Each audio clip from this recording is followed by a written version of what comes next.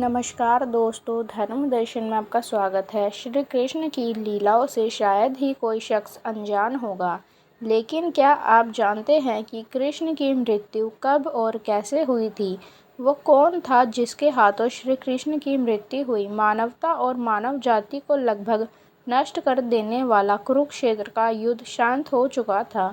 अपनी जीत पर पांडव खुश नहीं थे, बल्कि युद्ध से हुई तबाही को देखकर उनका मन बहुत विचलित था। युद्ध के बाद श्री कृष्ण पांडवों के साथ गांधारी और धृतराष्ट्र के पास बेटे दुर्योधन की मौत पर शोक जाहिर करने और क्षमा मांगने पहुंचे। दुर्योधन का खून में लथपथ शरीर और अंधे माँ बाप की आंखों से आंसुओं की बाढ़ से पांडव का भी दिल भर आया था। गांधारी पांडवों को छोड़ श्री कृष्ण को दुर्योधन का मौत का असली जिम्मेदार मानने लगी। गांधारी ने श्री कृष्ण पर चीखते हुए कहा, आप द्वारकाधीश है, जिनकी पूजा मैंने खुद विष्णु अवतार मानकर की। क्या आप अपने किए पर जरा भी शर्मिंदा नहीं हैं? आप चाहते तो अपनी दिव्य शक्तियों से इस युद्ध को टाल सकते थे। बेटे की मौत पर आंसू बहाने वाली एक माँ का दुख तुम खुद अपनी माँ देवकी से जाकर पूछो, जिसने अपने 7 बच्चों को अपनी आंखों के सामने मरता देखा है।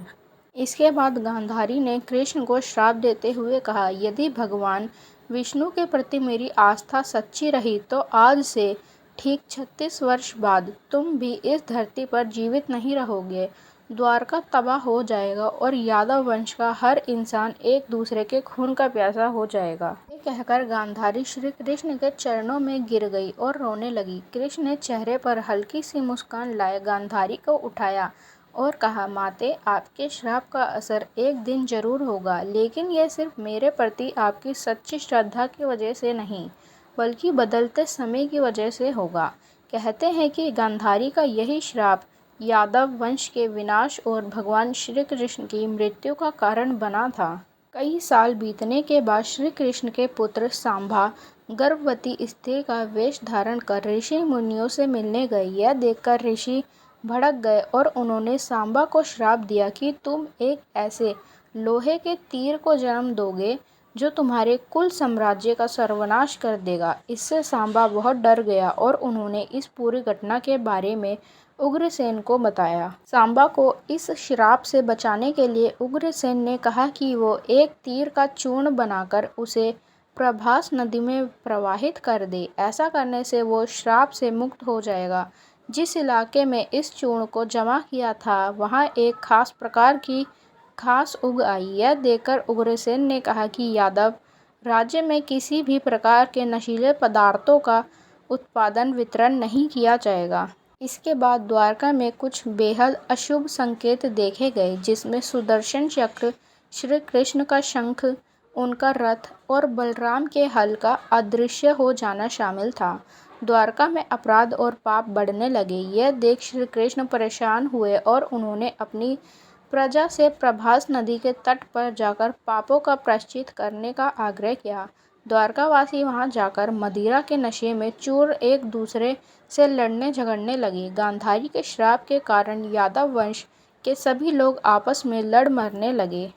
घटना के कुछ समय बाद श्री कृष्ण एक पेड़ के नीचे योग समाधि ले रहे थे। इसी दौरान जरा नाम का एक शिकारी वहां हिरण की तलाश में आया। जरा ने श्री कृष्ण के हिलते पैरों को देखा और उसे लगा कि कोई हिरण है और उसने तीर चला दिया। इसके बाद शिकारी श्री कृष्ण के पास पहुंचा और अपनी गलती के लिए उनसे क्षमा याचना करने लगा। तब श्री कृष्ण ने उसे सांत्वना दी कि और बताया कि कैसे उनकी मृत्यु निश्चित। श्री कृष्ण ने कहा, त्रेता युग में लोग मुझे राम के नाम से जानते थे। राम ने सुग्रीव के बड़े भाई बाली का छिपकर वध किया था। अपने पिछले जन्म की सजा उन्हें इस जन्म में मिली। दरअसल जरा ही पिछले जन्म में बाली था। यह कहकर श्री कृष्ण ने अपना शरीर त्याग दिया। श्री कृष्ण की मृत्यु को ही कलयुग का शुरुआत माना जाता है। ऐसी और धार्मिक कथा और कहानियों के लिए हमारे चैनल को सब्सक्राइब करें। धन्यवाद।